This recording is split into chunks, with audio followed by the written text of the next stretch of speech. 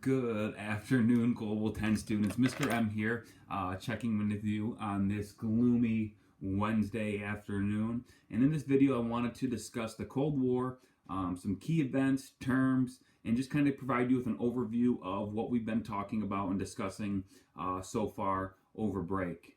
So let's begin with the Yalta Conference. The Yalta Conference was a conference between the heads of government of the United States, Great Britain, and the Soviet Union. And this took place in February of 1945. And with that being said, you want to remember that this was February of 1945. The war in Europe was still going on. Nazi Germany had not been defeated yet. They will only be defeated in May of 1945. So kind of remember that and keep that in the back of your mind. So there are some key points I want to go over with you about this conference and what was kind of laid out in this conference. So the meeting was intended, as many of you know from our Ed Puzzle videos and our notes, was to discuss the reestablishment of nations of war-torn Europe, especially focusing on Germany, their reparations to be paid, and the post-war occupation of Poland. Yalta was the second of three major wartime conferences among the big three, and you'll hear this a lot. The big three refers to the countries of the United States, the Soviet Union, and Great Britain. The last kind of agreement or conference between the Allies will take place in Potsdam in July of 1945, and I will get to that in just a second. So each leader at Yalta had their own agenda. Everyone had their own idea of what Europe should look like, what Germany should look like, and kind of their plan for the future following the defeat of Germany in World War II. So let's begin with Roosevelt. What did the United States want to accomplish? They wanted the Soviet Union to support the U.S. in the war in the Pacific against Japan, and they wanted the Soviet Union to participate in the United Nations. On the other hand, Winston Churchill pressed for free elections and democratic governments in Eastern and Central Europe, specifically Poland. And lastly, Stalin demanded a Soviet sphere of political influence in Eastern and Central Europe, basically wanting to create satellite states in Eastern and Central Europe. Stalin also pledged to hold free elections in Poland because, as you know, the Russians had greatly sinned against Poland. The Nazis and the Soviets invaded Poland in September of 1939, kickstarting World War II. It was decided that Germany would undergo demilitarization and denazification, as well as be split up into 4 occupation zones by the Allies. So there would be a Soviet occupation zone, a British occupation zone, a French, and an American occupation zone. So that's kind of Yalta in a nutshell. Now, fast forwarding a little bit, in May of 1945, the war in Europe will come to a conclusion. Germany will surrender, and again, the Allied powers will meet once more to discuss the plan moving forward. So this is where we get to the Potsdam Conference. This was the last Allied conference that took place in July and August of 1945 near Berlin. So, let's take a look at what was going on in the world in this time. Germany had surrendered, but Japan was stubbornly resisted U.S. bombing attacks by the United States. But the United States finally they held the final trump card. On July 16th, they tested their first atomic bomb in the desert of New Mexico. Some of you may know this as Area 51. At Potsdam, Harry Truman replaced FDR, who had died in April of 1945, and Winston Churchill was defeated in a general election, so he was replaced, and it was only Joseph Stalin who personally was present at all of the Allied conferences. So in this meeting at Potsdam, the atmosphere was much more tense than it was at Yalta.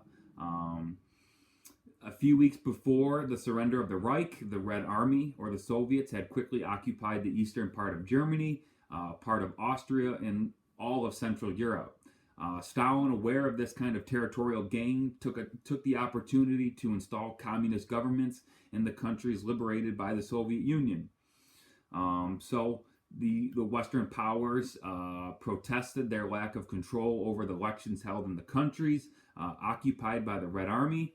Stalin tried to redraw the map of Eastern Europe. So we kind of had this kind of disagreement and tensions were continuing to boil over at this point.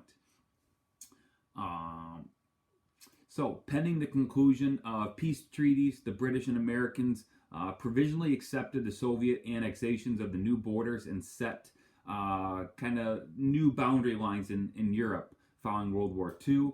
The Potsdam Agreements also endorsed the vast movements of population, because at this point there were hundreds of refugees. Europe was war torn, completely war torn, and so boundary lines need to be formed and set. But they did agree on a few things, and this is kind of where I want to discuss what was agreed on at Potsdam. So at Potsdam, the big three came up with a few agreements. Germany would be demilitarized and disarmed.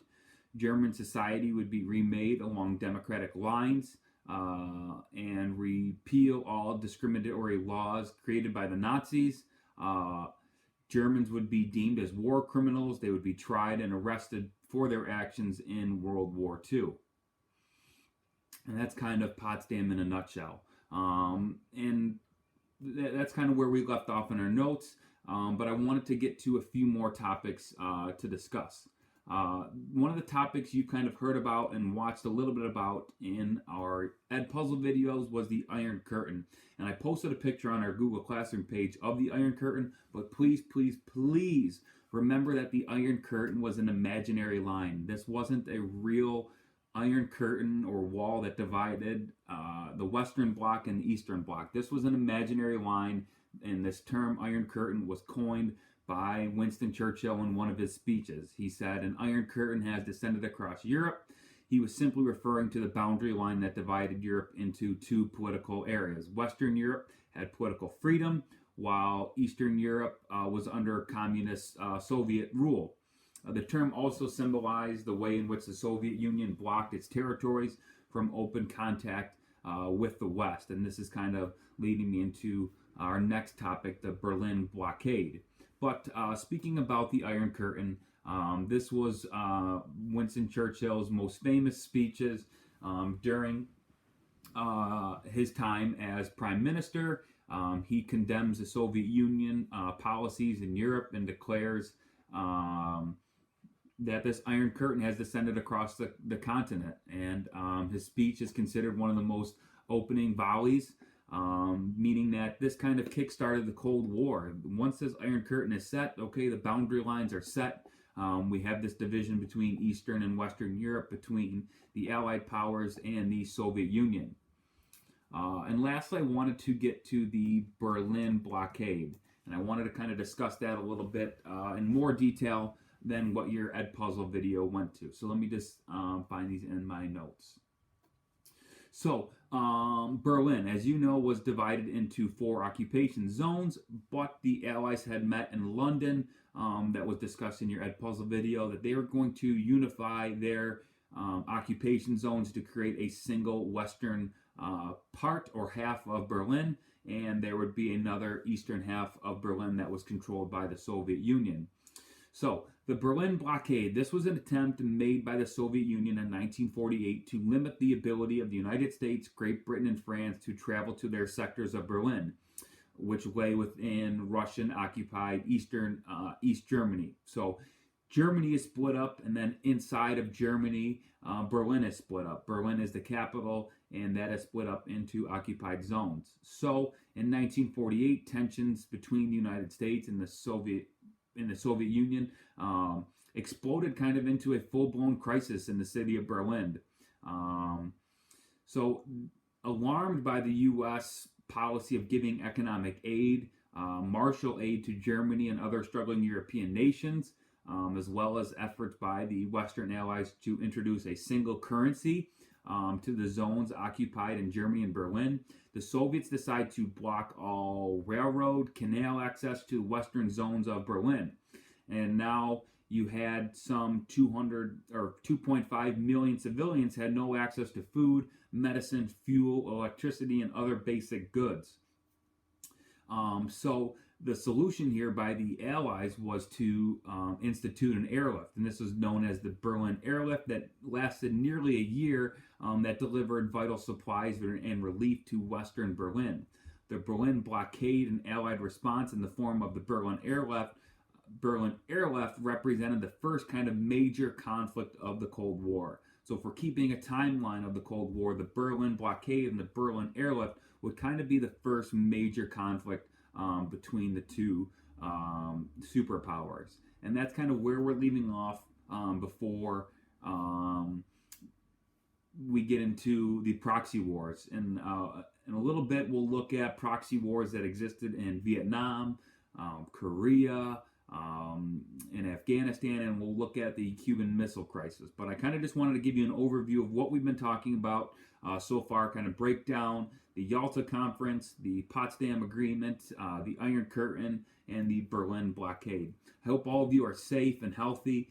It's great to hear from you in the comment sections and in your documents. I'm learning a lot about you. Some people like Angie Rexford, like Grey's Anatomy. A lot of you like the new show All American on Netflix. Some of you like The Walking Dead, a personal favorite of mine.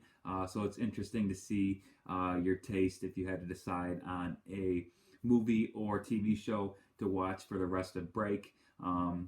With that being said, it's great to hear from you. I love getting feedback from you. If you have any questions, feel free to email me, comment on our Google Classroom page, as I am always here for you and will always answer any questions or concern you have.